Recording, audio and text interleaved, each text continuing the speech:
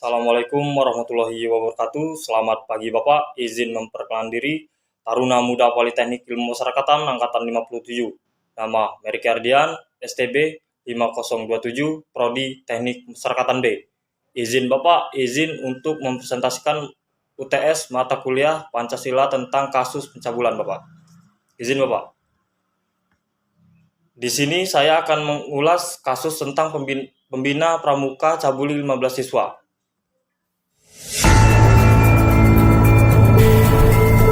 Pembina pramuka cabuli 15 siswa divonis kebiri kimia. Menurut CNN Indonesia, Rahmat Slamet Santoso, seorang pembina pramuka berstatus terdakwa kasus pencabulan terhadap 15 anak didiknya, dijatuhi vonis 12 tahun penjara ditambah 3 tahun kebiri kimia. Hakim menyatakan Rahmat terbukti secara sah melakukan tindak pencabulan. Mengadili kenyataan terdakwa terbukti secara sah dan meyakini bersalah melakukan tindak pidana tipu muslihat kepada anak untuk melakukan perbuatan cabul yang dilakukan. Tenaga pendidik, kata Hakim Ketua Dwi Purwadi saat membacakan amar putusan di Pengadilan Negeri Surabaya, Senin 18 November 2020. Dalam amar putusannya, majelis hakim juga menjatuhi pria 30 tahun tersebut denda sebesar 100 juta rupiah dengan jangka waktu 3 bulan. Rahmat dinilai bersalah sebagai diatur dalam pasal 80 dan pasal 28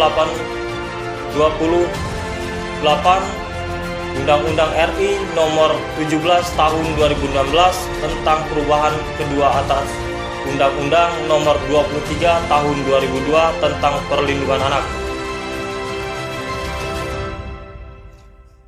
Terdakwa Rahmat hanya terduduk saat mendengar putusan hakim.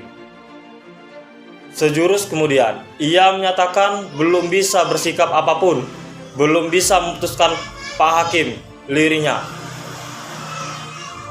Vonis majelis hakim Surabaya ini lebih rendah dari tuntutan jaksa penuntut umum yang meminta terdakwa Rahmat dihukum 14 tahun penjara dan denda 100 juta dengan jangka 3 bulan kurang dan ditambah kebiri kimia selama 3 tahun.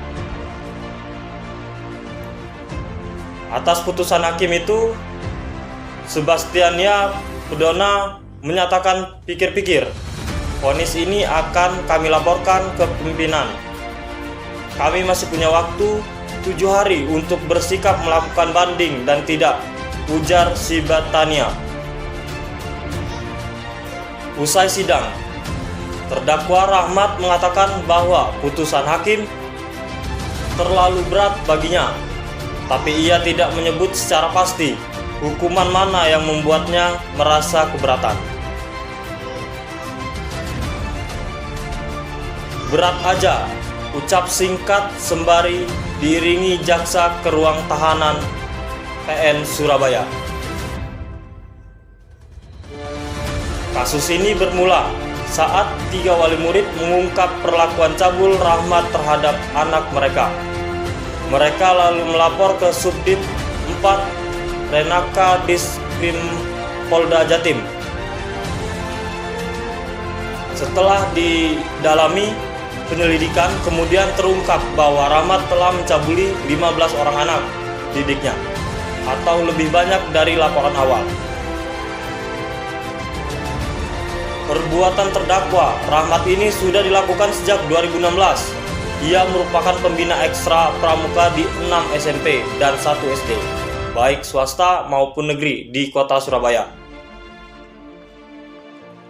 Rahmat mencabuli anak didiknya dengan modus memberi iming-iming dan memasukkan mereka ke dalam tim inti pramuka.